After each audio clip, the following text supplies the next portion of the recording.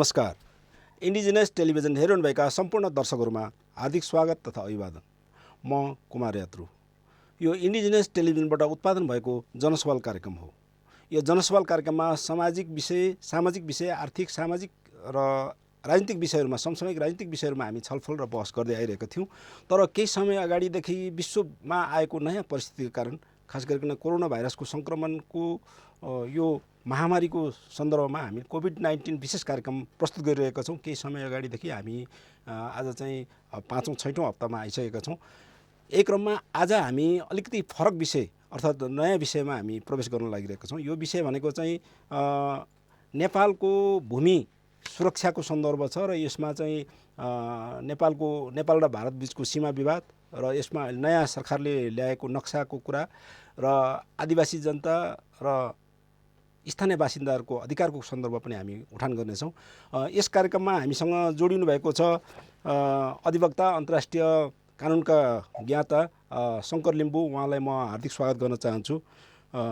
यसै गरिकन हामीसँग हुनुहुन्छ सीमा अभियन्ता मनोज पण्डित। उहाँ ग्रेटर नेपालको भिडियो उहाँले निर्माण गर्नुभएको, उहाँ चलचित्र सम्बन्धी पनि काम गर्नुहुन्छ। त्यसै गरिकन युवा अनुसन्धानकर्ता हुनुहुन्छ, परराष्ट्र मामिला सम्बन्धी अनुसन्धान गरिरहनुभएका नवराज लामा। उहाँलाई पनि म स्वागत गर्न चाहन्छु। सबैभन्दा पहिला म यो कुराकानीलाई सुरु गर्न चाहन्छु नवराज लामाबाट। नवराज लामाजी नयाँ परराष्ट्र मामिलाको अनुसन्धानकर्ता हुनुहुन्छ। भर्खरै नेपालको मानचित्र फेरिएको भनेर टिप्पणी भइरहेको छ। नयाँ मानचित्र अर्थात् नयाँ तस्बिर आएको छ, नयाँ नेपालको नक्सा आएको छ। कुनै पनि पर्खाल भत्काउनुभन्दा अगाडि पर्खाल किन लगाइएको थियो भन्ने प्रश्न पनि उठ्छ। त्यसै कारणले यो पृष्ठभूमि बारेमा नवराजजीको म जान्न चाहन्छु कि अहिले नयाँ नक्सा ल्याउनु पर्ने अर्थात् आउनुपर्ने कारणहरूको पृष्ठभूमि के छ होला, यहाँको अब्जर्भेसन राखिदिनुहोस् पहिला चाहिँ, सबैभन्दा पहिला। अनि मनोजजीका जान्छु अनि शङ्कर सरका जान्छु। पहिला नवराजजी। हजुर नमस्ते सबैजनालाई। सर्वप्रथम चाहिँ यो नक्सा अहिले भर्खरै आएको छ, तर यसलाई नक्सा आएको छ भन्दा पनि नक्सा ल्याउँछु भन्ने चाहिँ भएको छ तपाईँको। किनभने कहिलेकाहीँ नेपालमा केही कुरा ल्याउँछ, आउँछ, गर्छौँ भन्ने कुरा गर्छन्, त्यसपछि गएर तपाईँको त्यो नआउने कुराहरू धेरै भएको इतिहास हामीलाई थाहा छ। अझै पनि सरकार तपाईँको नक्सा नै ल्याइसकेर तपाईँको हाम्रो नक्सालाई लिगल रूपमा जहाँ जहाँ प्रयोग हुन्छ सबै ठाउँमा फेरि नसकेको अवस्था भएर यो नक्सा आइसक्यो भन्न नहोला कि भन्ने एउटा सोचाइ हो मेरो चाहिँ। अर्को यसको ब्याकग्राउन्डमा हेर्ने बेलामा तपाईँको सबैले यो सुगौली सन्धिको कुरा गर्छन्। निश्चय पनि यो सुगौली सन्धि हुने बेलामा सुगौली सन्धिमा जे कुरा हामीले गर्नुपर्ने थियो, जस्तै डिमार्केसन गर्नुपर्ने सवालमा योबाट चाहिँ हाम्रो सीमा हो र तपाईँको मानौ काली नदी नै चाहिँ, काली नदी भनेको कहाँबाट बग्ने खोला, कुन चाहिँ धारलाई काली नदी भन्ने कुरा पनि फिक्स नगरिकन एकदमै ब्रोड लेभलमा काली नदी चाहिँ यसको सिमाना हो मात्र भनेर छोडेको अवस्था र त्यसपछिको अवस्थामा नेपालमा जति राजनीतिक परिवर्तनहरू भयो ती सबै राजनीतिक परिवर्तनहरू हुने बेलामा कहीँ न कहीँ रूपले नेपाल चाहिँ इन्डियासँग जोडिएको भएको भएर नेपालको शासकहरूले इन्डियालाई चिडाउन चाहेनन्, भारतलाई चिडाउन नचाहने बेलामा कसैले पनि यसलाई चाहिँ आँट गर्न सकिएन। अहिलेको अवस्थामा यो जुन रूपले देखिरहेको छ तपाईँको, ओहो हाम्रो सिमाना मिचिएछ भन्ने कुरा, यो मिचिएको अहिले पनि होइन, यो धेरै अगाडि मिचिएको, यो थाहा भएको अहिले पनि होइन, धेरै अगाडि थाहा भएको। तर अहिलेको अवस्थामा आएर यो विशेष गरी यो जनताको लेभलबाट नै तपाईँको धेरै नै इस्यु उठेर धेरै नै माथि एकदमै इस्यु उठिसकेपछि मात्रै चाहिँ सरकारले यसलाई एड्रेस गर्न खोजेको हो कि जस्तो देखिन्छ। तर पनि अझै पनि यसलाई साँच्चै नै निष्कर्षमा पुग्ने गरेर एड्रेसै गर्न खोजेको हो, एड्रेसै गर्न थालेको हो भन्न सक्ने अवस्था चाहिँ छैन। हजुर, तपाईँलाई धन्यवाद दिएर म मनोजीका जान चाहन्छु। म पछि फेरि आउनेछु। अहिले नेपाल सरकारले नयाँ नक्सा अर्थात् ल्याउन खोजेको छ, अर्थात् ल्याउँछु भनेको छ। अब मनोजी, तपाईँ यस अभियन्ता भएको नाताले यो नयाँ नक्सा आएपछि नेपाल भारतको सीमा समस्या समाधान हुन्छ त? प्रश्न यो छ। हजुर, अब यो सिमानाको मुद्दा नै अब नक्साकै मुद्दा हो होइन। यो संसारमै नक्सालाई आधिकारिक बनाउने मुद्दा हो यो। त्यही भएर चाहिँ नक्सा बनायो, नक्सा बनाउने प्रोसेसलाई एकचोटि हेरौँ, मूल्याङ्कन गरौँ। यो नक्सा अहिलेको चाहिँ तत्कालीन एकदमै तातिरहेको अवस्थामा यो बाध्यात्मक परिस्थिति भएको हुनाले चाहिँ अहिलेको सरकार चाहिँ बाध्यात्मक स्थितिमा चाहिँ ल नक्सा चाहिँ निकालिदिइहालौँ भनेर सहजीकरण, उसले आफूलाई चाहिँ सहज के भन्छ उ गरेको के भन्छ त्यसलाई के भन्छ आफ्नो तर्फबाट समाधान गरेको जस्तो मात्रै गरेको हो। तर यसको नितान्त यसको लागि सबभन्दा पहिलो आवश्यकता चाहिँ के थियो भने अब उनीहरू भनिरहेको छन् डिप्लोमेटिकली जानुपर्छ, नेपालभरि डिप्लोमेटिक कुरा गर्छन् होइन, डिप्लोमेसीको के भन्छ त्यसलाई अवलम्बन गर्नुपर्छ भनिन्छ। र डिप्लोमेसीमा चाहिँ एउटा महत्त्वपूर्ण पाटो के हो भने तिमी जोसँग सम्बन्धित छौ उसँग चाहिँ सबभन्दा पहिला फेस टु फेस कुरा गर, उसँग कुराकानी गर, अथवा उसँग सम्बन्धित भएको कुरालाई चाहिँ आफूले लुकाएर आफ्नो घरमा मात्रै त्यसलाई चाहिँ ढोल ठोक्ने काम नगर, उसँग कुराकानी गर। अब कुराकानी गर्नलाई चाहिँ अहिलेको स्थितिमा सबभन्दा आवश्यकता के थियो भने नेपालको प्रधानमन्त्रीले भारतीय प्रधानमन्त्रीलाई अस्ति अब यो रोडको कुरामा अघिल्लोचोटि नक्सा प्रकाशन गरेको कुरामा स्पष्ट रूपमा चाहिँ भन्नुपर्ने थियो। तर त्यो हिम्मत कहिले पनि जुटाउन नसकेर, त्यो स्वाधीनताको हिम्मत जुटाउन नसकेर खालि आफू भित्र मात्रै चाहिँ आन्तरिक आफ्नै वरिपरि मात्रै कुराकानी गर्ने र आफूलाई चाहिँ महान बनाउने अवधारणा अन्तर्गत चाहिँ जुन यो नक्सा निकालिया छ, यो नक्सा मैले स्पष्टमा भन्ने गरेको छु, यो तत्कालको लागि ललिपप दिएको हो। यो समस्या समाधान गर्नेतर्फ अहिलेको सरकार कहीँ पनि के भन्छ सिरियस छैन, प्रधानमन्त्री त सिरियस छँदै छैनन्। किनभने उनले केही समय अगाडि एउटा साह्रै मिठो जोक व्यक्त गरेका थिए कि ल त्यो भूगोलमा चाहिँ अब हामी भाडामा दिउँला नि त, देशको सिमाना चाहिँ भूगोल चाहिँ भाडामा दिने, भाडामा लगाउने यो त्यति सजिलो कुरा होइन, त्यति सस्तो जोक होइन, सिमानाको भूगोलको कुरा हो।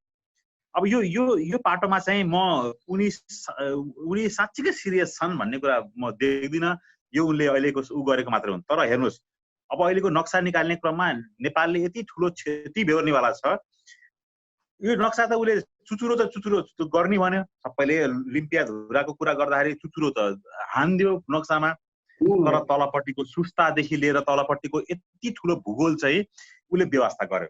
अब यो नक्सा निकाल्ने बित्तिकै अब कालापानीको विषयमा त बहस होला, छलफल होला, तर तलपट्टिको भूगोल, जमिनको थुप्रो भूगोलको बारेमा चाहिँ अब भारत देशमा कहीँ कतै पनि भोलिका दिनमा वार्ता भयो भने यो अहिलेको सरकारले गरेको सबैभन्दा बालहट्टीपन हो र यसले समाधान गर्दैन। तर मानिसहरू उत्साहित छन्। अब देशमा यत्रो वर्षसम्म केही नहुँदाखेरि चाहिँ नक्सा त बन्यो नै है भन्ने कुरामा मान्छेहरू उत्साहित छन्। तर यो डिप्लोमेटिक कन्टेक्स्टमा चाहिँ यो अहिलेको नक्सा भन्दा बढी महत्त्वपूर्ण चाहिँ प्रधानमन्त्री नरेन्द्र मोदीसँग स्पष्ट रूपमा कुराकानी गरेपछि अनि त्यहाँ चाहिँ उसले आलटाल गरेर त्यहाँ उसले गर्न थालेपछि बल्ल चाहिँ त्यसपछि ल यो हाम्रो नक्सा अब हामीले आधिकारिक रूपमा चाहिँ गर्यौँ र हाम्रो संविधानमा चाहिँ हामीले यसलाई स्थापित गऱ्यौँ भन्ने यो संवैधानिक नक्सा चाहिँ यो अहिले मात्रै गरेर भएन, यो संवैधानिक रूपमा स्थापित हुनुपर्ने नक्सा हुन्छ। किनकि भारतले त आफ्नो संविधानमा स्थापित गरेको नक्सा हो त्यो, होइन। अब हाम्रो चाहिँ खालि अब हामीलाई के भन्छ फगाउनको लागि नक्सा चाहिँ छाप्ने र नक्सा बाँड्ने काम चाहिँ होला, तर योभन्दा बढी हुने सम्भावना चाहिँ मैले देखेको छुइनँ। म त्यसप्रति चाहिँ म शङ्का व्यक्त गर्दछु। धन्यवाद मनोजी। म शङ्कर सर कहाँ जान चाहन्छु। खास गरिकन अब भूमिको मात्रै कुरा गरेर मात्रै पनि सम्भव नहोला, के अरे त्यसको समाधान नहोला, जनताको पनि कुरा आउँछ। अब शङ्कर सर, अब यो खास गरिकन अब यो अन्तर्राष्ट्रिय कानुनको ज्ञाता भएको नाताले यसको मान्यता पनि नक्सा आउने भनिएको छ। नक्सा आएपछि अन्तर्राष्ट्रिय कानुनले मान्यता पनि दिनु पर्ला।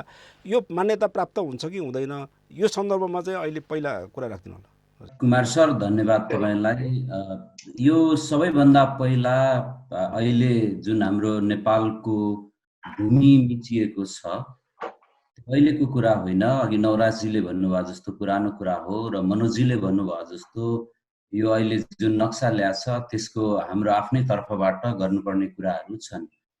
र मेन कुरो अहिले यो विवाद जुन नेपालको भूमिको विवाद छ, त्यो विवाद अहिले अथवा चाहिँ हाम्रो दाबी जुन ठाउँसम्म हाम्रो मिचिएको भूमि छ त्यसलाई सबैभन्दा पहिला नक्साले मान्यता दिने होइन।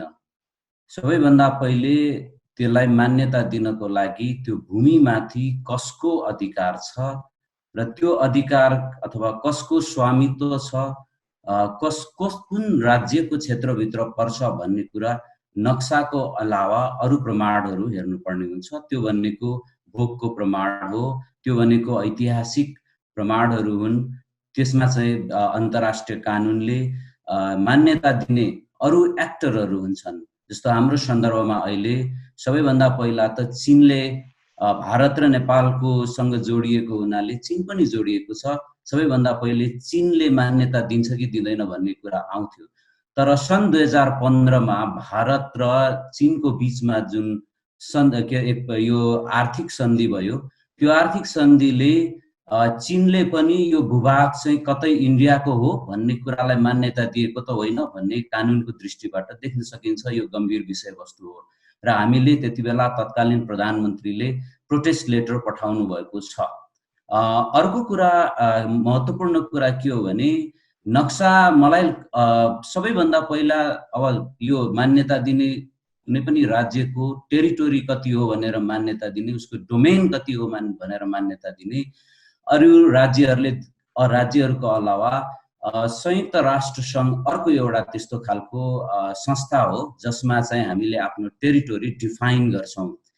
तर मलाई एउटा चुनौतीपूर्ण कुरा, संयुक्त राष्ट्र सङ्घमा नेपालको त्यो अहिले आएको चुच्चे नक्सा पेश गरेको छ कि त्यो पहिलेको बुच्चे नक्सा पेश गरेको छ? त्यो बुच्चे नक्सा पेश गरेको छ भने यो चुच्चे नक्सा चाहिँ के कारणले गर्दाखेरि अहिले आयो भन्ने कुरा हामीले जस्टिफिकेसन दिनुपर्ने हुन्छ। अब त्यो जस्टिफिकेसन दिनको लागि हामीसँग मैले अघि कुरा गरेँ ऐतिहासिक प्रमाणहरू होला, त्यहाँका भूभागका त्यसमा उपभोग गरेका कुराहरू होलान्।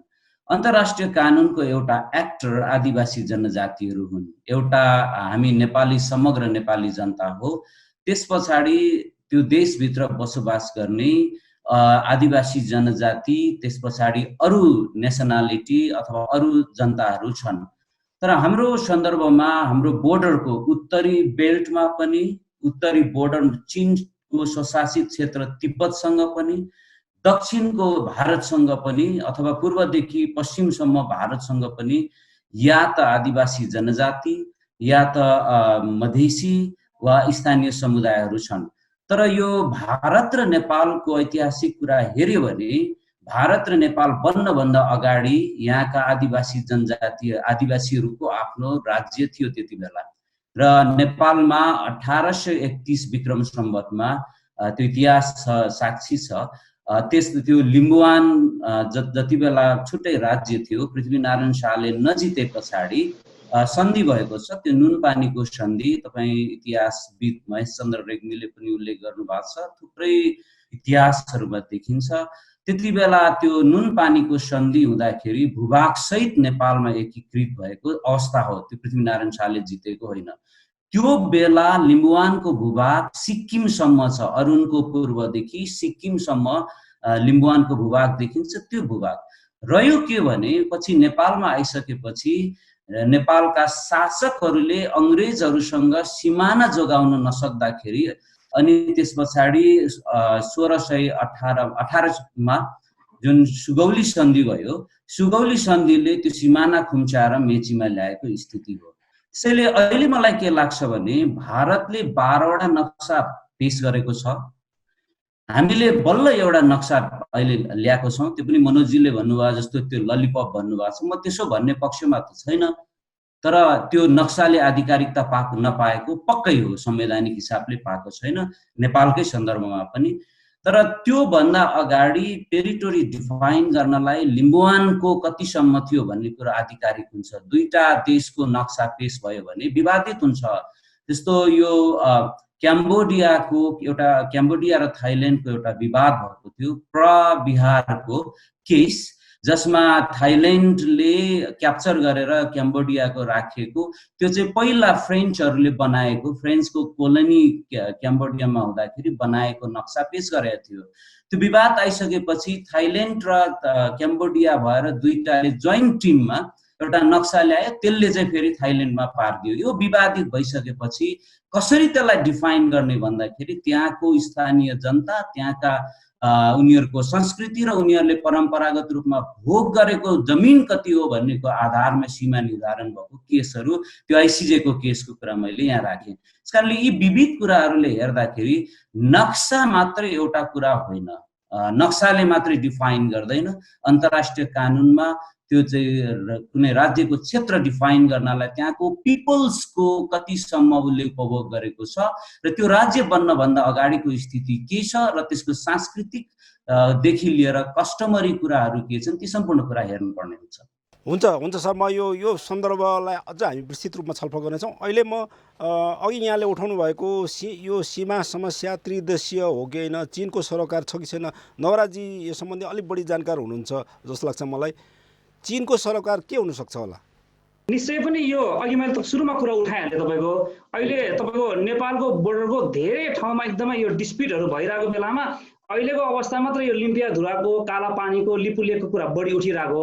यो उठ्ने क्रममा तपाईँ भन्नुहोस् न, 2015मा जुन सहमति भयो तपाईँको इन्डिया र चाइना बिचमा सहमति भयो, त्यसमा निश्चय पनि चाइनाले अध्ययन अनुसन्धान नगरिकन त्यतिकै सहमति गरेको होइन। र त्यो सहमतिको हामी यदि अलिकति पृष्ठभूमि अलिकति अगाडि हेर्छौँ भनेदेखि 2014मा पनि जब तपाईँको के अरे चाइनाबाट प्रधानमन्त्री इन्डियामा गएको बेला त्यो कुरा भएकै छ। त्योभन्दा अगाडि विदेश मन्त्रीको लेभलमा नि त्यो कुरा भइरहेको थियो, उठिरहेको थियो। उठिराखेको बेलामा अर्को एकदम यसमा प्रमुख कुरा भनेको त्यो तीन देशको त्यो तीनटा देशको छुएको बोर्डर कुन ठाउँ हो भन्ने कुरा निश्चित नहुँदा उनीहरूले सहमति गरेको भनेको तपाईँको कमसेकम पनि नेपालले जस्तो अध्ययन नै नगरिकन त्यतिकै सहमत गरेको चाहिँ मलाई लाग्दैन। त्यसमा कहीँ न कहीँ रूपमा तिमीहरू अहिले भर्खरै रिसेन्टली आएको छ, तिमीहरू दुईजना यो सहमत गर्नुपर्ने कुरा हो, यसमा हाम्रो सरकारको कुरा होइन भन्ने खालको चीनबाट आइरहेको भएर यसमा नेपाल मौन रहेको, नेपालले गर्नुपर्ने कुरा के पनि नगरेको भएर चीनले पनि अहिले साइलेन्ट रूपमा चाहिँ यो ठिकै हो उतैको हो कि भनेर नोट गरे हो कि जस्तो देखिन्छ। त्यो क्रममा विशेष गरी चीनबाट त्यो आउनको लागि पनि चीनको कारक नभइकन हामी नेपालले आफ्नो उठाउनु पर्ने इस्यु तपाईँको, किनभने काला पानीको कुरा अहिले मात्रै उठेको होइन, धेरै अगाडि उठेका छन्। अहिले जो मान्छे राज्य सत्तामा छ उनीहरू आफै विभिन्न कमिटीमा बसेर काम गर्ने बेलामा शुद्ध काला पानीमा भारतीय सेना आएर बसेका छन् भन्नेदेखि लिएर धेरै कुराको रिपोर्टहरू, धेरै कुराको रिपोर्टिङहरू, वास्तवको रिपोर्ट हामीले गृह मन्त्रालयले बनाएको छ, धेरै कुरो गरेको छ पहिलेदेखि नै। त्यो थाहा हुँदा हुँदै पनि हामीले जुन रूपले एक्ट गर्नुपर्ने त्यो नगरिकन चुप लाएर बसेको मतलब त कतै भारतले भनेको नै कुरा सही पो हो कि भन्ने हिसाबमा आएर चाहिँ कतै यसलाई चीनले पनि सिग्नल रूपमा चाहिँ यो नै त्यो हो नभने तापनि यो दुईजना बिचमा कुरा मिलो, हामीलाई यसमा समस्या छैन भन्ने चाहिँ एकदम सोझो सिग्नल दिएको देखिन्छ। त्यो क्रममा यसमा भूमि मिचेको नेपालको छ, समस्या नेपाललाई भएको छ। त्यसकारण भूमि मिच्ने बेलामा नेपालले जुन पारले रियाक्ट गर्नुपर्ने हो त्यो समस्या समाधान हुनको लागि या गर्नको लागि त्यो नगरिकन जनताको आँखामा छारो हाल्ने, टाइम बाई गर्ने, टाइम किल गर्ने रूपमा मात्रै अगाडि गएको भएर चाहिँ यदि नेपाललाई नै प्रब्लम छैन भने लिपु लेकलाई व्यापारी नाका खोलेर त्यहाँबाट मानव सरोवरतिर जाने, कैलाशमा जाने खोलेर त चीनलाई त के घाटा छ र? चीनलाई त टुरिज्म प्रमोसन भइहाल्छ, उसको नाकामा के भएको छैन कि। यदि नेपाललाई चुप छ भने चीनलाई इन्ट्रेस्ट नभएको कुरा चाहिँ निश्चित हो। तर त्यो भन्दैमा चीनले पनि यही हो भनेर चाहिँ नभनिरहेको अवस्था भएर चीनले यही भने भन्न सक्ने अवस्था छैन। तर यदि नेपाल चुप लागेर बस्यो भने त्यो नाका अब बाटो खुलिसक्यो। अब यसपालि कैलाश सिजनमा त कोभिडले गर्दा जान पाएन। मेबी नेक्स्ट इयर कमिङ इयरमा तपाईँको कैलाशको सिजनमा अब त्यहीँबाट मान्छेहरू कैलाश यात्राको लागि जान सक्लान्। त्यस्तो हुँदै गएपछि त्यो ठाउँ स्थापित हुँदै जाने कुरा हो। मनोजी, अब यसमा थप केही छ यही सन्दर्भमा, त्रिदेशीय सरोकारको सन्दर्भमा? हजुर, त्रिदेशीयको विषयमा भन्नुभन्दा अगाडि चाहिँ म त्यो पनि विषयमा जान्छु। मलाई शङ्करजीले एउटा भनेको लाइनलाई फेरि उ गरौँ। उहाँले चाहिँ यो ललिपप होइन भनेर भन्नुभएको थियो। अब यो ललिपप त हामीले बच्चाहरूलाई यसो के भन्छ भुल्याउनको लागि दिन्छौँ। यो वास्तवमा अहिले यो नक्साको जुन कुरा छ यो नक्सा हामीले बनाएको हो नक्सा हो क्या। यो नेपाली जनताले यति धेरै दबाबमा नक्सा हामीले बनाउन थालेर बाटोमा हिँड्न थालेपछि, हरेक मोमेन्ट नक्सै दिन थालेपछि अब सरकारसँग कुनै पनि अहिलेको राजनीतिसँग कुनै पनि विकल्पै थिएन क्या। अब यो चिज भइरहँदा चाहिँ अब कालापानीको यो जुन सिमानाको मुद्दामा अब के भन्छ कि चाहिँ चुप्लाएर बस्नु पर्यो, नत्र भने केही न केही गर्नु पर्यो भने अब अरू कुनै विकल्प थिएन। र हामीले कतिचोटि सङ्घर्ष गर्दाखेरि र मानिसहरूले थुप्रैले अब सीमा सरकार समितिहरू सबैले चाहिँ नक्सै हातमा राखिसकेपछि अहिलेको सरकारले के भन्छ यो चाहिँ एउटा बोल्न बाध्य भएको हो है। अब दोस्रो कुरा चाहिँ यो यो अर्को एउटा चाहिँ संसारको राजनैतिक इतिहासमा चाहिँ मानिसले झुट बोल्छ, देशले पनि झुट बोल्छ के। यो आफ्नो स्वार्थ अनुसार झुट बोल्ने प्रणाली हुन्छ हैन।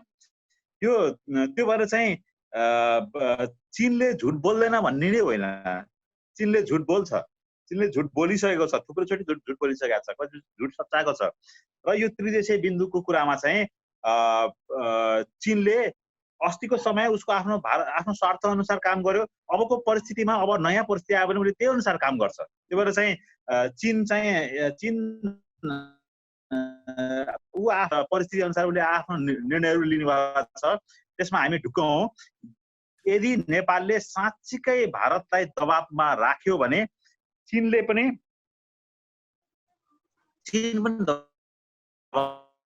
पर्छ। यो सिमानाको विषय छ, यो कालापानी यो चाहिँ यो 1950 मा हैन 47 मा भारत चाहिँ इन्डिपेन्डेन्स भइसकेपछि 1950 मा नेपाल र भारत बीचमा चाहिँ सन्धि भयो। 1950 को सन्धि भयो। 1950 को सन्धिपछि बारम्बार अरू पनि थुप्रै साना सन्धिहरू भएको छन्। यी साना सन्धिहरूमा चाहिँ दुवै पक्षले चाहिँ के भन्छ भारतले चाहिँ नेपालको त्यो के भन्छ अंग्रेज सरकारले गरेको चाहिँ उहरूलाई चाहिँ एड्रेस गरिआएको छ के। 1950 मा मात्रै एड्रेस गरिआएको छ हैन। त्यही भएर चाहिँ त्यो एड्रेस गर्दा चाहिँ नेपालको जहिले पनि प्रारम्भदेखि नै के थियो भने महाकाली पारी चाहिँ भारत हो, महाकालीदेखि नेपाल हो भन्ने चाहिँ प्रारम्भमा स्थापित भएको कुरा हो। खालि त्यहाँ के मात्रै भएको थिएन भने अनि त्यसपछि भारत र चीनको युद्ध हुने अवस्थामा चाहिँ के भइदियो भने भारतीयहरू चाहिँ ले चाहिँ त्योभन्दा माथिको भूगोलमा चाहिँ उनीहरूले चाहिँ भारत र चाहिँ चीनको बिचमा युद्ध जहाँ गरे उनीहरूको त्यो चाहिँ महाकाली पारीबाट नै आएर युद्ध गरे। तर युद्ध गर्ने क्रममा चाहिँ उनीहरूलाई जब उनीहरू पराजित भएपछि उनीहरूले त्यसपछि चाहिँ बसेको क्षेत्र हो। तर त्योभन्दा अगाडि नै नेपालको लगभग 18 ठाउँमा चाहिँ हेर्नुहोस् है भारतीय सेना सीमा पोस्टहरू बसेको छ। र त्यसमा चाहिँ त्यो माथि कालीको चाहिँ गरब्याङ भन्ने ठाउँमा पनि उनीहरूको पोस्ट राखेको छ। भनेपछि नेपालसँग चाहिँ यो भूगोल चाहिँ कहिले स्पष्ट थिएन इन्डियाको भन्ने नै होइन, स्पष्ट थियो। नेपालको सिमानाको बारेमा स्पष्टता थियो। तर उनीहरूले चाहिँ पछि आएर चाहिँ हडप्दै जाने क्रममा चाहिँ उतातिर पनि हडप्ने प्रक्रिया भयो र यतापट्टि चाहिँ नारायणीको नदीको बहाव सँगसँगै सुस्ता पनि हडप्ने प्रक्रिया भयो। र यो दुईटै प्रक्रियालाई चाहिँ निरन्तर अगाडि बढाउने क्रममा चाहिँ नेपाल र भारतको सीमाको समस्या भएको र थुप्रैचोटि चाहिँ के भन्छ त्यो सीमा कार्यान्वयन गर्ने प्रक्रियामा पनि भारतले चाहिँ पूर्णता दिन नचाहेको धेरै घटनाक्रमहरूको बिचमा चाहिँ हामी अहिलेसम्म यो उल्झनमा छौँ। अब मलाई मेरो यो के भन्छ काम गर्ने सिलसिलामा मैले देखेको अध्ययनमा चाहिँ के देखेँ भने यसमा चाहिँ नेपालीहरूको पनि धेरै धेरै मान्छेहरू जसले चाहिँ तत्कालीन सत्तामा र कर्म ब्युरोक्रेसीमा बस्ने मान्छेहरूले पनि यसलाई समय बाई गरे के, इलोङ्गेट गरिदिरह्यो के। यसलाई चाहिँ जतिसम्म लम्बाइ राख्ने भयो त्यति नै सम्म चाहिँ यसलाई समाधान गर्न नचाहने प्रक्रियाले चाहिँ यो अहिलेसम्म आएर थाँती बसेको। अब चाहिँ बल्ल चाहिँ प्रारम्भ भएको छ, सीमा विवाद बल्ल प्रारम्भ भएको छ। शङ्करजी यहाँले आफ्नो कुरा राख्न सक्नुहुन्छ। अघि मनोजजीले भन्नुभएको कुरा मैले त्यो अहिले प्रधानमन्त्रीबाट इनिसिएटिभ भएको होइन, त्यो चाहिँ जनताबाट इनिसिएटिभ भएको भन्ने कुरो पक्कै नै हो। योभन्दा अगाडि प्रधानमन्त्रीले यो विज्ञहरू गएर नक्सा चाहिँ बनाउनु पर्यो भन्दा तपाईहरुले नक्सा माग्नु भएको कि भूमि खोज्या हो भनेर उहाँले त्यो ओठे जवाफ दिनुभएको कुरा मिडियामा आएको थियो। त्यसकारणले उहाँसँग म त्यो सहमत छु।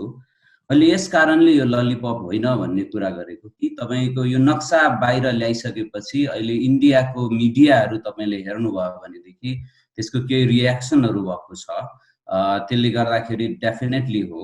अब मलाई के लाग्छ भने मैले अघि पनि कुरा उठाएँ, यो विवादलाई कसरी विवाद गर्नु एउटा कुरा हो र समाधान गर्ने कसरी भन्ने कुरा हो। मलाई के चिन्ता लागिराखेको छ भने म आज बिहान अस्तिदेखि के अरे यो जब कालापानीमा यो लिपु लेकमा यसको यो खालको हाम्रो विवाद भयो, त्यो विवाद चाहिँ बाहिर सतहमा आइसकेपछि र हाम्रो भूमि मिचिएको कुरा हामीले त्यो उठाइसकेपछि त्यो बोर्डर र फ्रन्टियरमा बस्ने त्यहाँका आदिवासी जनजातिहरूको के छ स्थिति भन्ने बारेमा चिन्ता लागिराखेको थियो। मैले बिहान पनि मैले फोन गरेर सोधेको छु। उहाँहरूको एउटा समस्या छ, त्यो बोर्डरको समस्या। हामीले के बुझ्नुपर्छ भने बोर्डरमा बस्ने आदिवासीहरू भनेका र त्यहाँका मधेसी अथवा स्थानीय जो छन् बोर्डर फ्रन्टियरका हाम्रा नेपालीहरू, उनीहरू हाम्रो सिमानाको पर्खाल पनि हुन् र उनीहरू यो दुई देशलाई जोड्ने पुल पनि हुन्। म फेरि पनि यसलाई भनौँ, त्यसलाई यसरी हेर्नुपर्छ कि त्यो सिमानामा बस्ने जनताहरू भनेको यो हाम्रो देशको पर्खाल पनि हो र त्यो उत्तरी बेल्टमा चाइनालाई जोड्ने पुल पनि हो र दक्षिणी बेल्टमा भारतलाई जोड्ने पुल पनि हो। र हामी जब राजधानीमा बस्ने र अलिकति भित्र बस्ने हाम्रो कुरा भूमि भनेको एउटा हाम्रो पहिलो सरोकार भनेको हाम्रो सेन्टिमेन्ट हो।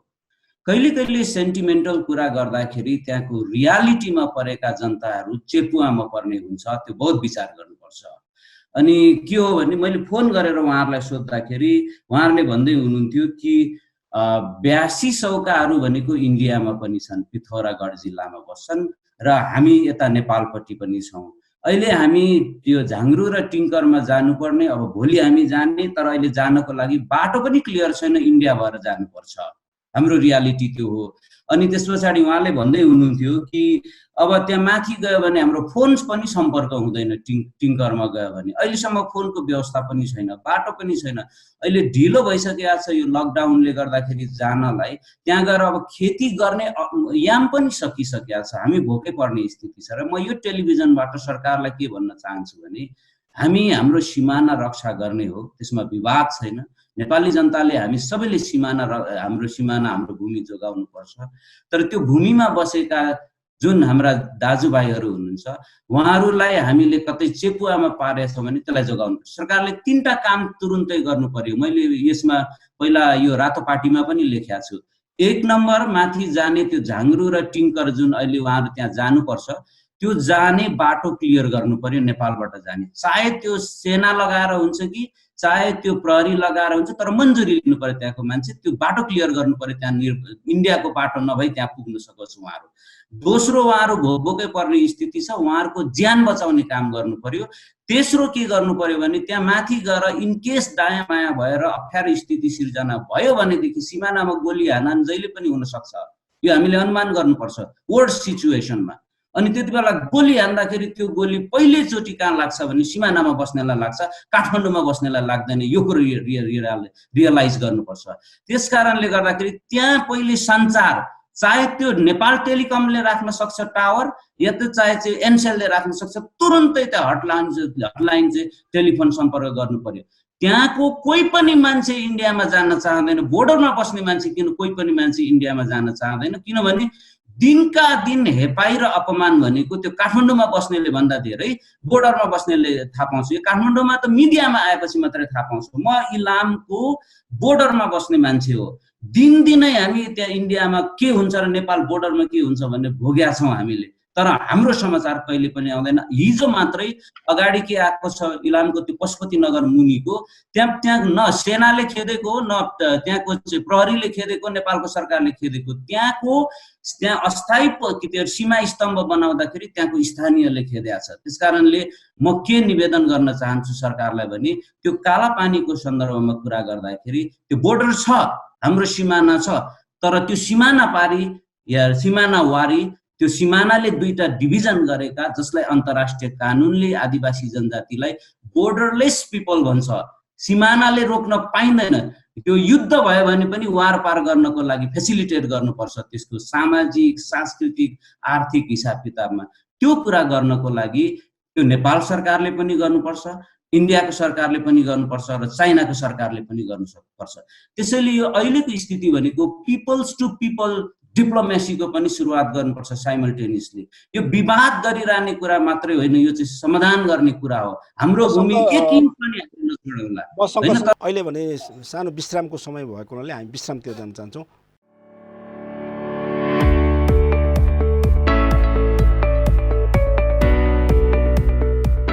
फैलिन नदिनु नै महामारी रोकथामको उत्तम उपाय हो। अहिले विश्वलाई नै तहस नहस बनाइरहेको कोरोना महामारीबाट जोगिन खोक्दा वा हाच्छिउ गर्दा मुख छोपौं। बेला बेलामा साबुन पानीले मिची हात धौँ। हातले अनुहारमा भरसक नछौँ, मुखमा मास्क लगाउँ वा रुमालले ढाकौँ। सकेसम्म घरमा वा एक्लै बसेर काम गरौँ, भिडभाडमा नजाउँ। आफन्त वा अरू व्यक्तिसँग भेट्दा 3-4 पाइला पराइबाट कुराकानी गरौँ, हात नमिलाउँ र अङ्कमाल नगरौँ। निरन्तर ज्वरो आउने, सास फेर्न गाह्रो हुने, लगातार छातीमा कष्ट हुने वा अठ्याउने, सुक्खा खोकी लाग्ने र शरीर थकित हुने जस्ता लक्षण देखिएमा हामी कसैलाई कोरोना भाइरस संक्रमण भएको हुन पनि सक्छ। नजिकको स्वास्थ्य केन्द्र वा अस्पतालमा तत्कालै सम्पर्क गरौँ। महामारीबाट बस्न अरू कसैले गरिदिएर पुग्दैन, सबै मिलेर गर्नुपर्छ। डराएर होइन, होसियार भएर ज्यानमा र कोरोना भाइरसलाई गाउँटोलमा छिर्नै नदिउँ। Indigenous television. आदरणीय दर्शकबिन, तपाईँलाई विश्रामपछि फेरि स्वागत गर्न चाहन्छु। यो इन्डिजिनियस टेलिभिजनबाट उत्पादन भएको जनसवाल कार्यक्रम जनताको सवाल जनसवाल कार्यक्रम हो। यस कार्यक्रममा आज सीमा विवादका सन्दर्भमा नेपाल सरकारले भर्खरै ल्याउन लागेको नक्साको सन्दर्भमा हामी कुराकानी गर्दैछौँ। हामीसँग हुनुहुन्छ अधिवक्ता शङ्कर लिम्बू, उहाँ मानवाधिकार अभियन्ता पनि हुनुहुन्छ, अन्तर्राष्ट्रिय कानुनका ज्ञाता हुनुहुन्छ। त्यसै गरिकन सीमा अभियन्ता हुनुहुन्छ मनोज पण्डित, उहाँ हुनुहुन्छ। त्यसै गरिकन युवा अनुसन्धानकर्ता हुनुहुन्छ, परराष्ट्र मामिलाका अनुसन्धानकर्ता नवरज लामा। तीनजनालाई म कार्यक्रममा फेरि स्वागत गर्न चाहन्छु। शङ्कर लिम्बूलाई नै जान्न चाहन्छु। उहाँसँग कुराकानी गर्दाखेरि उहाँहरूको कुरा अशोक बुढाथोकी ब्यासी हुनुहुन्छ, उहाँ चाहिँ वडा नम्बर 1 का वडाध्यक्ष पनि हुनुहुन्छ। त्यसै गरिकन अरू समुदायका सँग पनि औपचारिक अनौपचारिक मैले कुरा गरेको थिएँ। कुराकानीको सन्दर्भमा अघि यहाँले उठाउनु भए जस्तै हामीसँग चाहिँ सेवा सुविधा छैन, नेपाल सरकारले बाटोहरू घोटेटो बाटो पनि बनाइदिएको छैन र हामी चाहिँ बसाइसराईको जुन उहाँहरूको परम्परा छ त्यो परम्परा अनुसार खलङ्गा बजारमा बसिरहेका छौँ भन्ने कुरा नै प्रमुख कुरा थियो। र उहाँहरूको चाहिँ मुख्य सरोकारको कुरा अब यदि सीमाको कारणले गर्दाखेरि पछि पासपोर्ट सिस्टम लागू भयो भने हाम्रो पारिपट्टि पनि हाम्रा सानो सम्बन्धका मान्छेहरू छन्, माथि पनि मान्छे छन्। त्यस कारणले उहाँहरूसँग सम्पर्क गर्ने पनि उहाँहरूको प्रमुख चिन्ता थियो। म यो आवाज चाहिँ हाम्रो दर्शकहरूले हेर्न सक्नुहुनेछ। यस सन्दर्भमा अघिको कुरा जोडेर शङ्कर सरले के भन्न चाहनुहुन्छ? जुन यो ब्यासी सौकाहरूको तपाईँले कुरा उठाउनु भयो, त्यो प्रतिनिधिमूलक एउटा चाहिँ केसको रूपमा हेर्न सकिन्छ।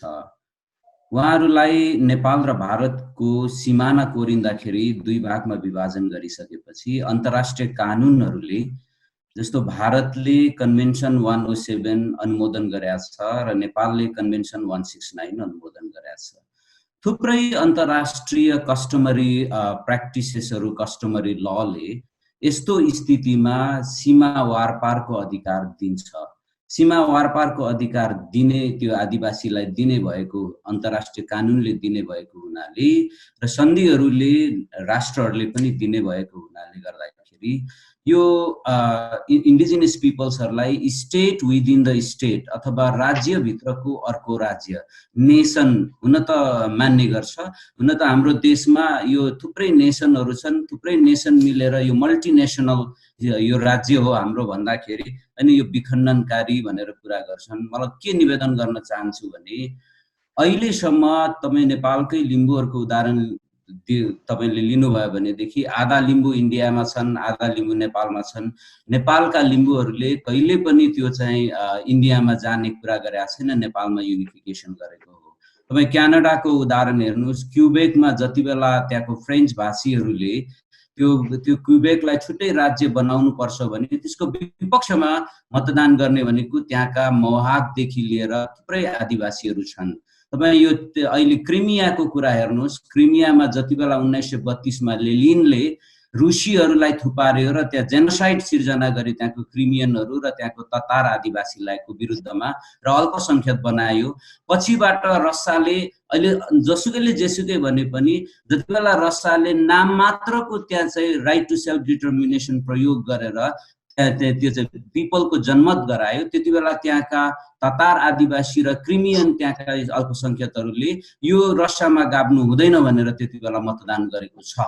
भलै त्यो भएन, अन्तर्राष्ट्रिय अदालतले आइसिटीले फैसला गर्दाखेरि त्यो उनीहरूको क्रिमियाको पक्षमा फैसला गरेको छ। यसकारणले म के भन्न चाहन्छु भने यहाँको शासकहरूलाई र यहाँको सबैजनालाई के भन्न चाहन्छु भने यो रियालिटीलाई हामीले महसुस गर्नुपर्छ। र यो अहिले के गर्न सकिन्छ त भन्दाखेरि पहिला रणबहादुर शाहको पालामा फेरि पनि मैले त्यो लिम्बूहरूको उदाहरण दिएँ। लिम्बूहरूलाई लालमोहर दिएर सेना राखेर सीमा सुरक्षा गर्नु भनेर जिम्मा दिएको थियो। पहिले जब त्यो चाहिँ यो सुगौली सन्धिमा लिम्बुवान भूमि खुम्चिएपछि त्यस पछाडि दिएको स्थिति त्यो हो। अहिले पनि बोर्डरमा उनीहरूले नै रेगुलेट गरिराखेको स्थितिमा स्वायत्तता र सुशासनको एउटा मेकानिजम छ, हाम्रो संविधानले दिएको छ। त्यो दियो भनेदेखि हाम्रो सीमाहरू दह्रो हुन सक्छ। मेरो विचारमा यो अहिले जब सरकारको द्वन्द्व हुन्छ त्यति बेला चाहिँ पिपल टु पिपल अगाडि आउनुपर्ने हुन्छ। हामी यस्तो गम्भीर परिस्थितिमा छौँ, अहिले नवराजीले भन्नु होला कि यो कालापानीमा जब विवाद सिर्जना हुन्छ भने त्यो नेपाल र भारतसँग सम्बन्धित मात्रै हुँदैन, नेपाल भारत र चीनसँग सम्बन्धित मात्रै हुँदैन, यो सारा यो दक्षिण एसियाको अनि त्यस पछाडि एसियाभरिको शान्ति त्यहाँबाट फैलेर गयो भनेदेखि यहाँ विभिन्न इन्ट्रेस्टहरू आउँदाखेरि यो तेस्रो विश्वयुद्ध हुने यो एउटा चाहिँ ट्रिगर गर्ने ठाउँसम्म हुन सक्छ अन्तर्राष्ट्रिय यो चाहिँ। त्यस कारणले गर्दाखेरि मलाई के लाग्छ भने यो विषयलाई यदि भारतले सुनेन भने, हाम्रो भूमि फिर्ता गरेको कुरा सुनेन भने, वार्ताबाट सुनेन भने, पिपल टु पिपल डायलगबाट सुनेन भने, अनि त्यस पछाडि हामीले सिक्युरिटी काउन्सिलमा लान सक्छौँ। आइसिजेमा लानलाई चुनौती छ हाम्रो लागि, त्यसमा पनि प्रयास गरौँला, तर सिक्युरिटी काउन्सिलमा लान सक्ने हामीलाई थुप्रै सिक्युरिटी काउन्सिलले यस्तो विषयमा रिजोल्युसनहरू जारी गरेका छ, त्यो हेर्न सकिन्छ। हाम्रो बाटोहरू अन्तर्राष्ट्रिय कानुनले यहाँबाट दिन सक्छ। तर मैले इन्डियन मिडियालाई निरन्तर फलोअप गरिराखेको छु। अहिले यस पछाडि नेपाली मिडियालाई पनि फलोअप गरिराखेका छु। विज्ञहरूले बोलेका छन्, इन्डियाका विज्ञहरूले पनि बोलेका छन्, नेपालका विज्ञहरूले पनि बोलेका छन्। धेरै विज्ञहरूले संयमित भएर बोलेका छन्, तर उत्तेजित कुराहरू केही मिडियाहरूले इन्डियामा पनि गरेका छ र नेपालमा पनि गरेका छ। धेरै इन्डियन मैले विज्ञहरूले बोलेको सुनेको छु, त्यति भूभाग नेपाललाई दिँदाखेरि केही पनि हुँदैन, हाम्रो हजारौं वर्षदेखिको सम्बन्ध भनेको छ। त्यसकारणले हामीले यसलाई चाहिँ सरकार र सरकारको बीचको द्वन्द्व, देश र देशको बीचको द्वन्द्व, जनता र जनता बीचको रिलेसन, तीनटालाई छुट्याएर हेर्न सकिएन भनेदेखि यसले विकराल स्थिति ल्याउन सक्छ। यो सानो कुरा हो।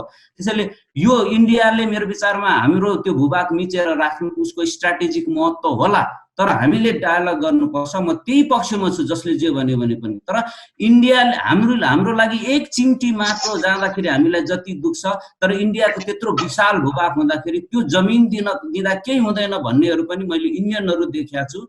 चाइनिजहरू मेरा मित्रहरू छन्, हामीसँग मेरा समकालीन साथीहरू, उहाँहरूले पनि नेपालको विषयमा कहिले पनि नराम्रो कुरा गरेको मैले सुनेको छैन। त्यसकारणले हामीसँग राम्रोसँग मिल्ने जे जति छन् इन्डिया अथवा विश्वभरिका, हामीलाई सौहार्द राम्रो हामीलाई राम्ररी मान्ने, हाम्रो लागि शुभ चिताउने, भलो चिताउने हाम्रा जे जति छन् उनीहरूलाई होस्टाइल बन्ने गरी हामीले, मिडियाले पनि त्यो कुरा भन्न हुँदैन, सरकारमा बस्नेहरूले पनि त्यो कुरा भन्न हुँदैन। उहाँहरूले हिजो यहाँ अहिले तारबारको कुरा ल्याउनु भएको छ, मलाई बडो हास्यास्पद कुरा लाग्छ तारबार भनेको कुरा। त्यत्रो स्तम्भ गाडेको, त्यत्रो पहाडलाई नै ल्यान्डमार्क बनाएर सिमाना राखेको त मिच्छ भनेदेखि तारजाली मिच्दैन भन्ने कुरा के ग्यारेन्टी त्यसको? त्यस्तो हचुवा कुरा गरेर त मेरो विचारमा हुँदैन होला। त्यसकारणले नीतिले बान्नु पर्यो, डिप्लोमेसीले बान्नु पर्यो, कानुनको हिसाबले हामीले पक्रिनु पर्यो, आधार प्रमाणको हिसाबले पक्रिनु पर्यो। अघि मनोजजीले भन्नुभयो जस्तो, नवराजीले भन्नुभयो जस्तो प्रमाणको हिसाबले हामी बोलौँ, अनि त्यस पछाडि यो कुरालाई हामीले साँच्चै जिम्मेवार ढङ्गले अब कहिले पनि विवाद नहुने गरी हामीले सल्टाउनको लागि अहिले एउटा अपर्च्युनिटी आएको छ, मौका आएको छ। यो नेपालीको लागि मात्रै होइन, भारतको लागि पनि हो, चाइनाको लागि पनि हो, विश्वको लागि हो। त्यसलाई त्यसरी सोच्नुपर्छ जस्तो लाग्छ। के अरे स्थानीय बासिन्दाहरूको आवाज सुन्दाखेरि के देखिन्छ? यहाँ सोङ्ग सरले पनि थप्नुभयो, हाम्रो सेवा सुविधा चाहिँ नेपाल सरकारको भन्दा भारत सरकारको बढी चाहिँ हामीलाई उपलब्ध छ, हरेक बजार पनि हामीले किनमेल गर्दा पनि उतै जानुपर्ने हुन्छ भन्ने स्थानीय बासिन्दाको छ।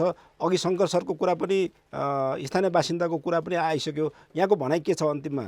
स्थानीयवासीहरूले जसरी यात्रा गर्नुहुन्छ, उहाँहरू जसरी बस्नु भएको छ, म त्यहीँ गएर आएको छु। म कति दिन बसेको छु। मैले पनि चाहिँ दार्चुलाबाट चाहिँ पत्र बनाएर धारचुला हुँदै माथिसम्म पुगेर 2 दिन हिँडेर, 2.5 दिन हिँडेर, अनि त्यसपछि हाम्रो छाङरुमा प्रवेश गरेर, अनि छाङरुबाट म टिङ्कर भन्ज्याङ हुँदै, अनि त्यसपछि मैले त्यो काला जहाँ मिचिएको क्षेत्र हो, कालापानी लगायतको मिचिएको क्षेत्र मैले खिचेको छु। माथि धेरै माथि उसमा गएर भनेपछि मलाई त्यहाँको थाहा छ। मैले पनि मैले चाहिँ तीनटा कुरा मैले नेपाली सेनालाई पनि त्यही बेलामा नि भनेको र मैले चाहिँ तत्कालीन यो 7 दलीय संयन्त्रको त्यो बेलामा 7 दलीय संयन्त्र भन्ने थियो हैन, म त द्वन्द्वकालमा गएको 62-63 को आन्दोलन पछाडि मैले यति धेरै सङ्घर्ष गरेँ। त्यो सङ्घर्षमा मैले भनेका तीनटा कुराहरू थियो, त्यसले त्यो बेलामा नै त्यसले कहीँ न कहीँ इफेक्ट पार्थ्यो। त्यो चाहिँ के थियो भने नेपालको संविधान निर्माण गर्ने कुरामा चाहिँ नेपालको संविधानको क्षेत्रफल कति हो स्पष्ट गर। संविधान त बिना क्षेत्रफल त क्षेत्रफल स्पष्ट बिना त लागू हुँदैन। अनि कुन नक्सामा लागू गर्ने हो त्यो नक्सा स्पष्ट गर, किनभने भर्खर डेमोक्रेसी आएको थियो, के अरे गणतन्त्र आएको थियो, हामीसँग धेरै त्यो बेलामा चाहिँ स्ट्रेन्थ थियो। यो दुईटै कुराहरू मानन। अनि तेस्रो कुरा मैले के भनेको थिएँ भने त्यहाँको बाटो बनाऊ, किनभने त्यो नेपालीहरू त्यो बाटो नबन्नुले चाहिँ हामी त्यो क्षेत्र चाहिँ हामीले साँच्चै भन्यो भने त्यो पराय क्षेत्र भएको थियो। देश नेपाल जस्तो थिएन, त्यो नेपालको कुनै अनुभूति नै थिएन त्यहाँ हैन। त्यही भएर त्यो एकदमै बिचारा त्यो टुहुरो जस्तो भएको थियो। दार्चुलाबाट त्यहाँसम्म बाटो बनाउनलाई प्रयत्न गर भनेर मैले त्यो बेलामा चाहिँ इभन प्रचण्ड कमरेड प्रचण्डलाई पनि भनेको थिएँ हैन, त्यो बेला माधव नेपाललाई पनि भनेको थिएँ, सबैलाई भनेको। तर अब सुन्निएन। अब त्यो हामी जस्तो सामान्य मान्छेको कुरा कहाँ सुनिन्थ्यो र। अनि त्यहाँको मान्छेहरूको स्थानीय अब म यता विशेष त छाङ्रुदेखि माथि एउटा गाउँ छ हैन, त्यो त्यहाँ धेरै जसो सौका समुदायका मान्छेहरू बस्नुहुन्छ। अब उहाँहरू पारी फेरि जुन अहिले यो गर्ब्याङ गुम्जी त्यहाँ पनि बस्नुहुन्छ मान्छेहरू हैन। त्यो सम्बन्ध जुन हिजोको सम्बन्ध थियो त्यो चाहिँ ठ्याक्कै इन्डियन सेनाको इन्टरभेन्सन पछि चाहिँ त्यो सम्बन्धमा धेरै ठुलो असर परेको छ हैन। अब असर नभएको होइन हेर्नुहोस् है। अनि के भन्छ स्थानीय अब त्यहाँको जुन इन्डिजिनियस कम्युनिटी छ, इन्डिजिनियस कम्युनिटीलाई सबभन्दा ठुलो प्रभाव भनेको उनीहरूको एक्सेसिबिलिटी हैन, उनीहरूको राइट टु नेसन, त्यसले चाहिँ सबभन्दा ठुलो असर पारिरहेछ। पारीको कुराले भन्दा पनि बढी चाहिँ पारी त किन बाध्यता स्थितिले जानु पर्या हो, वारी नै अभाव भइरहेछ हैन। वारीको बाटोको बजारको अनि टेलिफोनको, सरले भन्नुभयो टेलिफोनको केही पनि कुरा छैनन् के हैन। त्यही भएर त्यो एउटा समस्या, त्यो एउटा पाटोमा समाधान गर्ने काम गर्ने बित्तिकै त्यो क्षेत्रको मानिसहरूको मनोबल बढ्ने बित्तिकै त्यसले धेरै ठुलो असर पर्छ। र हिजो पनि त्यस्तो कठिन अवस्थामा पनि त्यहाँका मान्छेहरूले सङ्घर्ष गरेका हुन्। बिचमा 2-3 चोटि यो द्वन्द्वकालकै अवस्थामा चाहिँ भारतीय सेनाहरू तल आएर चाहिँ छाङ्रुमा आएर उनीहरूले हस्तक्षेप गर्न खोजिरहेको अवस्थामा चाहिँ त्यहाँका मान्छेहरूले पिटेर पठाएको उदाहरणै छ। भनेपछि लड्ने उनीहरू नै हुन्, त्यहीकै मान्छेहरूले लडिरहेछन्। सेना छैन त्यहाँ, प्रशासन छैन, प्रहरीको एउटा सानो एउटा ऊ छ, त्यहाँ प्रहरी बस्दैन। यति धेरै परिस्थिति बिचमा पनि के भन्छ त्यहाँको चाहिँ समुदाय, त्यहाँको आदिवासी समुदायले लडेको कुरामा चाहिँ मै प्रत्यक्षदर्शी छु। त्यस कारणले मैले त्यो कुरामा सहमत। तर अहिले सरले शङ्कर सरले भन्न चाहिँ मलाई के लाग्छ भने अब त्यो क्षेत्रको इस्यु चाहिँ यो स्थानीय तह भन्नाले पिपल टु पिपल डिप्लोमेसीबाट सम्भव छैन। किनभने त्यो भूगोल चाहिँ सेनाको भूगोल हो, भारतीय सेनाले हस्तक्षेप गरेको भूगोल हो भनेको। त्यो त्यहाँ चाहिँ तपाईँ के मान्नुहोस् भने अरू निकायहरू, गभर्नेन्सको अरू निकायहरूको ठुलो हस्तक्षेप छैन, त्यहाँ भूमिका छैन। त्यो अहिले बनाएको बाटो पनि सेनाले बनाएको बाटो, त्यहाँ अरूको चान्सै छैन, इन्ट्री हुनै पाउँदैन। त्यो सबै इन्डो टिबेटियन बोर्डर फोर्सले त्यहाँ काम गर्छ र त्यो फोर्स यति स्ट्रङ पावर दिएको छ उनीहरूलाई हैन। त्यही भएर चाहिँ त्यो अबको नेपालको मुद्दा भनेको चाहिँ त्यो भूगोल चाहिँ भारतीय सेना बसेर हडपेको भूगोल हो। त्यही भएर सेना बसिसकेपछि चाहिँ त्यसको डाइमेन्सन चाहिँ अलिकति मोर के भन्छ लार्जर कन्टेक्स्टमा जाँदो रहेछ हैन। जस्तो तराईमा चाहिँ त्यहाँका स्थानीयहरूले हस्तक्षेप गरेको छ, यताउति गरेको छ, त्यसको पाटोहरू चाहिँ डिप्लोमेटिक गभर्नेन्स लेभलबाट हुँदो रहेछ। तर अब सेना पनि गभर्मेन्टकै पाटो भए पनि फेरि सेनाको आफ्नै इन्डिपेन्डेन्ट एक्जिस्टेन्स हुने हुनाले चाहिँ र फेरि त्यो हुने हुनाले चाहिँ यो मुद्दा चाहिँ अलिकति कम्प्लेक्स छ। हजुर, अब यो मुद्दामा चाहिँ हजुर म यसलाई कन्क्लुड गरिहाल्छु। यो मुद्दामा चाहिँ अस्ति भारतीय सेना अध्यक्षले चाहिँ स्पष्ट रूपमा आफ्नो अवधारणा व्यक्त गरिसकेका छन्। उनले सेनापतिले बोल्ने होइन, पोलिटिकल स्टेटमेन्ट दिने होइन, तर उनले किन दिन बाध्य भयो भने किनभने त्यो भूगोल चाहिँ सेनाको अन्तर्गतको भूगोल हो। त्यो भएर चाहिँ जब नेपालले त्यस बारेमा चाहिँ नेपालमा चाहिँ बस भएर नेपालले क्वेसन उठाउन थालेपछि भारतीय सेना बोल्न बाध्य भयो र भारतीय सेनाले जे भने त्यसको आधारमा के देखिन्छ भने नेपाली सेना र भारतीय सेना बीचको जुन एउटा सम्बन्धको जुन निर्माण गरिएको छ, यो के भन्छ कति साल यो मातृका प्रसाद कोइरालाको पालादेखिको त्यसले चाहिँ के गर्छ भने भारतीय सेनालाई चाहिँ नेपाली सेना भित्र इन्टरभेन्ट गर्ने ठाउँहरू प्रशस्त दिएको थियो। अब अहिलेको एउटा यस्तो अपर्च्युनिटी हो, सङ्घर्षले भने जस्तै यस्तो अपर्च्युनिटी हो जुन अपर्च्युनिटीमा चाहिँ नेपाल गभर्मेन्टले चाहिँ भारतीय सेना अध्यक्षलाई चाहिँ मानार्थ सेनापतिको जुन भूमिका दिएको छ, जुन हामीले अहिलेसम्म चाहिँ गरिरहेका छौँ, त्यसलाई चाहिँ उहाँले चाहिँ नेपाल सरकारले चाहिँ स्पष्ट भनेर त्यो गर्न सक्नुपर्छ। किनभने अस्ति उहाँले भनेको स्टेटमेन्टले, उहाँले दिएको अडानले चाहिँ नेपालको सार्वभौममाथिको चाहिँ उहाँको चाहिँ के भारतीय हस्तक्षेपको समर्थन गरेको छ। भनेपछि अब चाहिँ नेपालले केही स्ट्रङ पाइलाहरू, किनभने यो चाहिँ यो कन्फ्लिक्टमा चाहिँ अपोनेन्टलाई कमजोर पनि बान्नु भएन, तर अपोनेन्टलाई चाहिँ धक्का पनि दिनुपर्छ। त्यो हिसाबले चाहिँ म चाहिँ अलिकति यो डिप्लोमेसीको चाहिँ एकदमै बेसिक ब्युरोक्रेटिक डिप्लोमेसी भन्दा पनि मोर अलिकति लार्जर लेभलको डिप्लोमेसीमा जानुपर्छ भन्ने कुरामा चाहिँ बिलिभ गर्छु। होइन, हाम्रो यहाँ मनसर भाइ एउटा कुरा उठाउनु भयो, जस्तै मलाई अहिले लागेको कुरा र एकदम सेयर गर्न लागेको के भन्नु तपाईँको, जस्तै नेपालमा कहिलेकाहीँ यो तपाईँको भनेको सुनेको भरमा धेरै कुरा सुन्छन्। त्यो कुरामा जस्तै मान एउटा एकदमै बढी उठ्ने कुरा के हो भने नेपालको हाइड्रो पावरको तपाईँको एकदम टोटल क्यापासिटी कति भन्नेमा सबैले 83,000 मेगावाट भनिन्छन् है।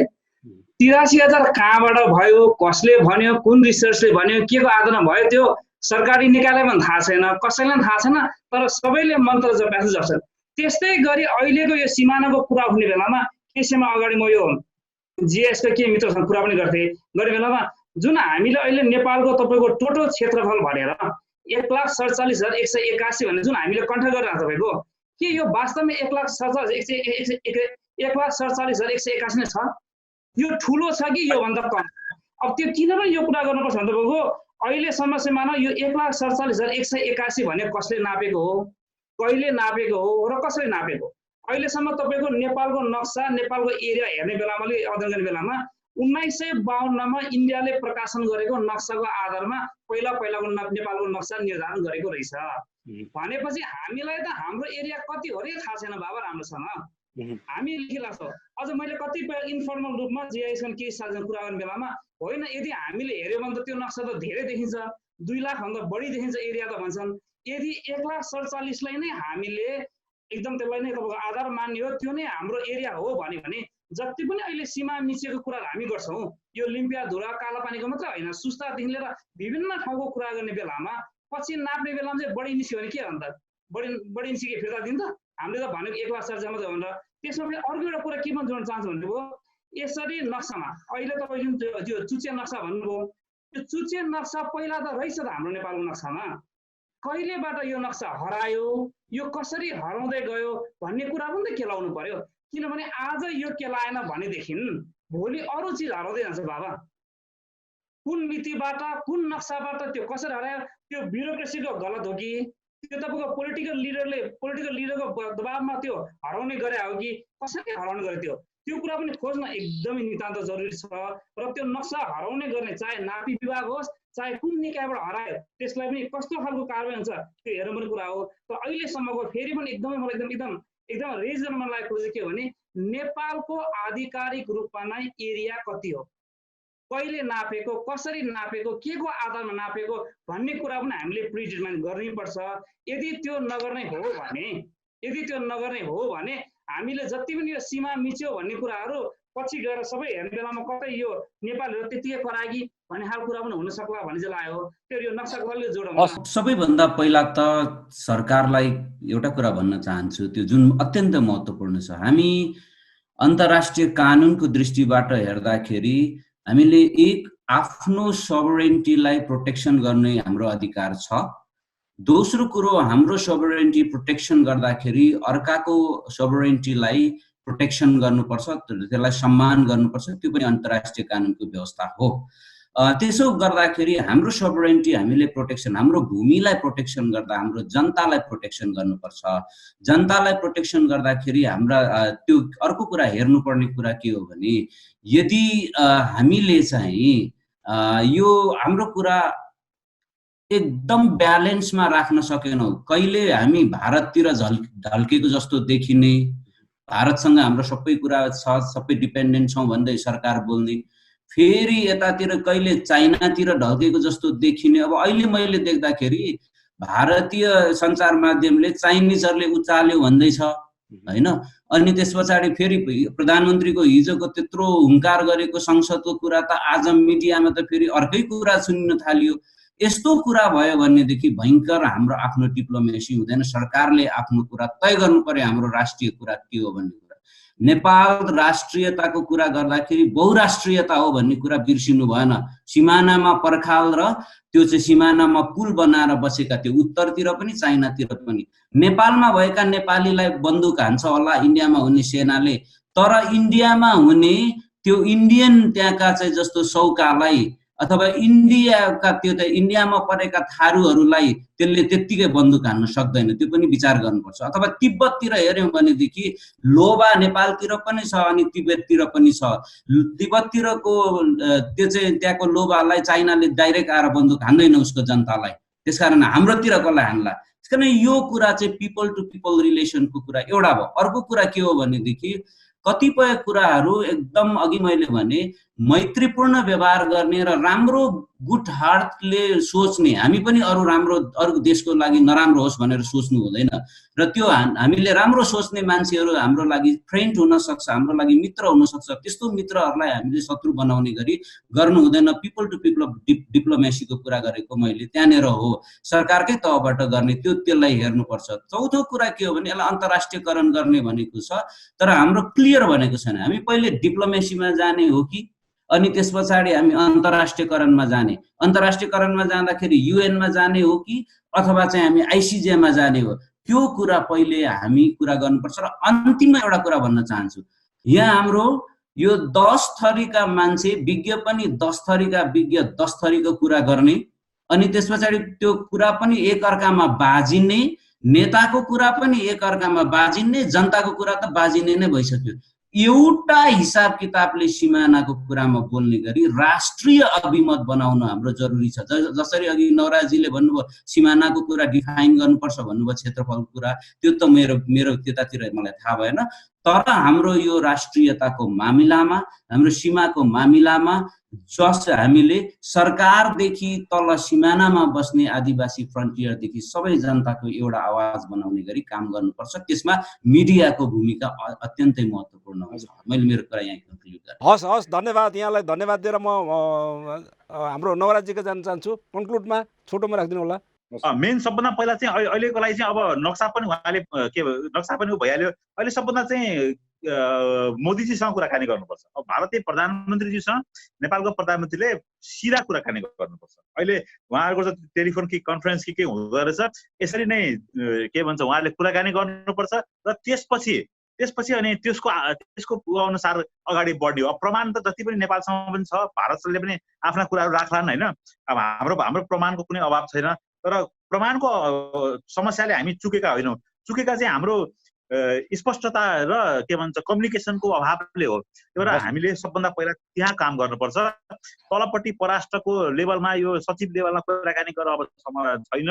उनीहरूले यसलाई यो कालापानी र सुस्तालाई कहिले छुनै चाहँदैनन्। अब अहिलेको दिनमा अब यो भोलि पर्सितिर चाहिँ प्रधानमन्त्रीले फोन गर्ने बित्तिकै यसको धेरै ठुलो चाहिँ हुन्छ। त्यो आँट गर्नुभयो भने चाहिँ अनि हामीले भन्न सक्छौँ यो कुरा चाहिँ अगाडि बढ्दैछ भन्ने हुन्छ। नत्र भने फेरि शङ्करजीले फेरि यसलाई असफल राख्नु होला, फेरि ललिपप नै हुन्छ। यो जहिले पनि यो सिमानाको कुरा उठ्ने बेलामा जहिले पनि यसो त्यो बाढी आसपाले आउँछ, फेरि चुप लाएर बस्छन् सबैजना, जनताहरू कराउँछन् अनि जनताको कस्तो कराएको बेलामा सुन्ने भन्छन्, सुन्छन्, नभए नसुन्ने अवस्था छ। त्यसकारण यस्तो इस्यु भनेको जति ढिला भयो, जति धेरै ढिला भयो हामी यस्तो सानो मुलुकलाई त्यति नै धेरै घाटा हुन्छ। त्यसकारण सबै ठाउँमा सबै एङ्गलको मान्छेले यसलाई कन्टिन्युटी दिनुपर्छ भन्ने एउटा कुरा हो। दोस्रो कुरा एकदमै मेन इम्पोर्टेन्ट कुरा के हो भने सबैले भन्छ डायलग गर्नुपर्छ हो। हामी कमसेकम मित्र राष्ट्र, नजिकको राष्ट्र, छिमेकी भएको भएर पनि तपाईँको यो कुरा डायलगबाटै सुल्झाउन सक्यो भने वान अफ द बेस्ट हो। तर हामी एउटा सानो मुलुक भएको भएर हामीले बोलाएको डायलगमा आउँदै आएन, हामीले बोलाएको पठाएको डिप्लोमेटिक नोटको रेस्पोन्सै नआउने भन्ने चिजहरू धेरै मिडियामा पनि आइरहेछन्। त्यो भएर हामीले इन्डियालाई या भारतलाई कुन हिसाबले डायलगमा ल्याउन सकिएला एउटा कुरा। दोस्रो कुरा यदि डायलगमा आएन भने हामी के गर्ने? अहिलेको अवस्थामा चाहिँ म चाहिँ पर्सनली के देख्छु भने तपाईँको नेपाल एउटा सानो मुलुक भएको नाताले त्यसपछि हामी छिमेकी मुलुकलाई हामीले गर्नुपर्ने जुन ट्रिटमेन्ट छ त्यो हिसाबले हेर्दा नेपाली अझै प्लस पोइन्टमा छ। किन छ भने पहिलो कुरा नेपालले नक्सा निकालेको होइन, नेपालले गरेको भनेको यो टेरिटोरी हाम्रो हो भनेर नेपालले दाबी गरिरहेको, इन्डियाले पनि दाबी गरिरहेको, त्यो क्रममा चाहिँ बसेर डायलग गरौँ, यसलाई सिद्ध्याउँ भनेर नेपालले भनिरहेको अवस्थामा अहिलेसम्म पनि इन्डियाले कुनै पनि लेभलबाट त्यसलाई इन्ट्रेस्ट नदिइरहेको भएर अझै पनि नेपाल बसिरहेछ कन्टिन्युसली आफ्नो हिसाबबाट सुरु गरिरहेछ। त्यसकारण अब हामीले गर्नुपर्ने कुरा मेन गरेर तपाईँको इन्डियालाई भारतलाई कसरी डायलगको टेबलमा ल्याउने भन्ने कुरा पनि हामीले फोकस गर्नुपर्छ। त्यो क्रममा तपाईँको जहिले पनि यो डायलग सबै कुरा चाहिँ यो इन्ट्रेस्ट भनेको चाहिँ मेन आउँछ कि इन्ट्रेस्ट केले गर्दा उसलाई ड्राइभ गर्न सकेला त, आउनुहोस् मात्रै भन्दाखेरि आएन भने के भन्दा। सो त्यसको लागि कहिले मान्छेले फाइदा देख्यो भने इन्ट्रेस्ट भएर आउने कुरा हो, कहिले बेफाइदा देख्यो भने आउने कुरा हो, कहिले उनी बाध्यता भएन आउने कुरा। सो अहिलेको अवस्थामा चाहिँ हामीले गर्नुपर्ने कुरा भनेको एउटा छिमेकी मुलुक सबैको नाताले उनलाई अलिकति बाध्यकारी कसरी बनाउन सकिएला सबै एङ्गलबाट, र मेन गरी अहिले यो उठेको कुरालाई चाहिँ केही समयमा उठ्यो त्यसै फेरि सबैजना थकाइ मारे हिसाबमा नगरेर यसलाई चाहिँ कन्क्लुडिङमा पुर्नु पर्छ। ल यो एउटा राम्रो ठुलो अवसर हो, ठुलो मौका हो। सो यसलाई कन्क्लुडमा नपुगेसम्म यसलाई चाहिँ कन्टिन्यू रूपमा लाग्नुपर्छ। यो सबै कुरालाई त्यो people to people dialogue, government to government dialogue, mediation, internationalise लाने कुरालाई ओपन राख्नुपर्छ नम्बर 1। त्यसको लागि सबैभन्दा पहिला चाहिँ एउटा इन्टेरिम हामी मेजर भन्छौँ कानुनमा, त्यो यो अहिले जुन यो 82 देखि लिएर सिमानाका जनताहरूलाई एक प्रकारको त्रासको स्थिति सिर्जना भएको छ। त्यो त्रासको स्थितिलाई यथावत स्थितिमा कुनै पनि हरकत नगर्नको लागि भारतीय राजदूतसँग कुन च्यानलबाट हुन्छ तुरुन्तै कुनै पनि आर्मी हरकतदेखि कुनै पनि गर्नु हुँदैन, एज इट इजमा राख्नुपर्छ भनेर त्यो कुरा गर्नुपर्छ। र मेरो विचार इन्फर्मल कुरा हुन्छ धेरै, एउटा देखिने दृश्यमा हुन्छ, अर्को अदृश्य हुन्छ। अदृश्य मिडिएसन गर्ने स्टेटहरूको बिचमा हुन्छ, स्टेटहरू त्यसलाई गुड अफिसेस भन्छौँ, त्यो जहिले पनि काम गरिराखेको हुन्छ, त्यो संयुक्त राष्ट्र सङ्घभन्दा बाहिरको हुन्छ त्यो कुरा। त्यो गुड अफिसेस नेपाल गभर्मेन्टलाई थाहा छ, मैले मिडियाबाट भन्न मिल्दैन, त्यो इन्डियन गभर्मेन्टलाई पनि थाहा छ, चाइनिज गभर्मेन्टलाई पनि थाहा छ। यो संवेदनशील इस्यु हो, यो संवेदनशील इस्युमा त्यो गुड अफिसेस जसले काम गरिराखेको छ त्यसलाई तत्काल चाहिँ प्रयोग गर्नुपर्छ। मैले यति मात्रै भने, हस् धन्यवाद। आदरणीय दर्शकबिन, यो अन्तर्क्रियासँगै यो छलफलसँगै आजको जनसवाल कार्यक्रम यही टुङ्ग्याउन चाहन्छु। आजको कार्यक्रम तपाईँले हेरिदिनु भयो, तपाईँ दर्शकलाई धन्यवाद दिँदै प्राविधिक मित्र हाम्रो सूर्य लामालाई विशेष धन्यवाद दिएर कार्यक्रमबाट म कुमार यात्रु पनि बिदा चाहन्छु। नमस्कार।